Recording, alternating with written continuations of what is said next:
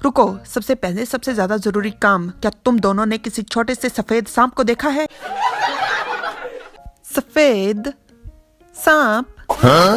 वो दोनों आपस में धीरे से खुसर फुसर करना शुरू कर देती हैं। दीदी, मुझे तो लगता है कि इसका दिमाग खराब है। इसे सोना चांदी यहाँ तक कि इतनी खूबसूरत लड़कियों से भी कुछ फर्क नहीं पड़ा। दुनिया के हर एक व्यक्ति को यही गलतफहमी है कि वो सबसे ज्यादा खूबसूरत है। खरगोश कहती है, क्या फर्क पड़ता है इसका दिमाग खराब है या गुर्दे।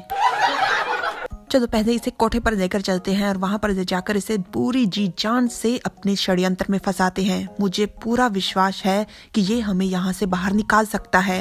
हमारे रक्षक छोटे से सफेद से सांप को ढूंढ रहे हैं ना? आपने बिल्कुल सही लोगों से सही सवाल पूछा है। आप जरा सा हमारे साथ चलिए, फिर आपको अपने सांप को ढूंढने की बिल्कुल चिंता नहीं होगी। रक्षक, हमें इनकार मत कीजिएगा, चलिए ना। वहाँ पर जो वो लड़की लेटी हुई है वो आपकी दीदी है ना?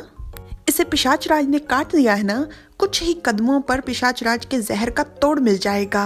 बिना दवा के आपकी दीदी 3 दिनों में खून में बदलकर मर जाएंगी। तंजी कहता है, ठीक है, पहले हम दीदी की मदद करते हैं। जब दीदी ठीक हो जाएंगी तो मैं तुरंत अपने छोटे सफेद सांप को ढूंढने निकल पड़ूंगा। खरगोश कहती है, आप बिल्कुल भी चिंता मत कीजिए, हम भला अपने रक्षक को धोखा देने की कोई हिम्मत कर सकते हैं।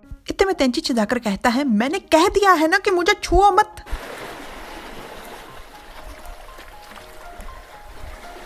वुशन नदी के पास खड़ा था और नदी में तैर रहे थे दिए।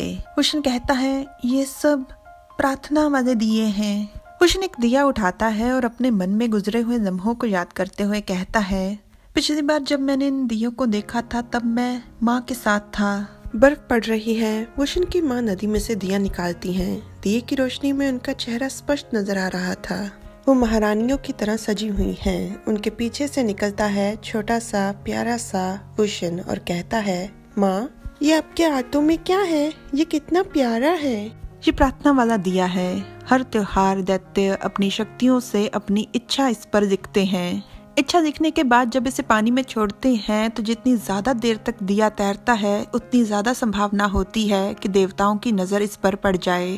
पर माँ, ये तो बहुत सारे दिए हैं। अगर देवता एक एक इच्छा को सुनने लग गए तो वो तो पिताजी की तरह बहुत ज्यादा व्यस्त हो जाएंगे। वुशन मन में कहता है, किसने सोचा था कि ये दिए मुझे दोबारा देखने मिलेंगे, और वो भी यहाँ दैत्यों को काबू करने वाले जंगल में। सच में सबका कोई तुक नहीं। इतने में ज़ेन होंग और वेन पेंग की नजर वुशन पर पड़ती है तो वो चिल्लाकर उससे पूछते हैं, ओए सफेद बालों वाले, क्या तुमने कोई लंबी सी सफेद सी चीज सांप जैसी दिखने वाली कोई देखी है? वुशन उनकी बात का कोई भी उत्तर नहीं देता। वेन पेंग ज़ेन होंग से कहता है, सुनो, मुझे लगता है कि वो इंसान नहीं दैत्य है। ज़ेन होंग घबराकर कहता है, ये बात तुमने मुझे पहले क्यों नहीं बताई? अब तुम दोनों का क्या होगा कालिया? बताओ। चलिए आने वाले पार्ट्स में पता चल ही जाएगा। परंतु वुशन के हाथ से दिया छूट चुका है क्योंकि ये दिया था यीबो है मुख्य कलाकार का नाम। उसने इच्छा लिखी थी कि वह जल्द से जल्द इस कहानी को पूरा कर दे, परंतु दिया छूट गया क्योंकि याबो ने चिल्ला दिया। वुशन के रोंगटे खड़े हो गए, तोते उड़ गए और दिया छूट गया। वैसे ज़ेन होंग के चिल्लाने से तो उसको कोनो असर नहीं हुआ था। खैर चलिए देखते हैं कि क्या होता है। Like, share, subscribe, comment. Thanks for watching. Bye bye.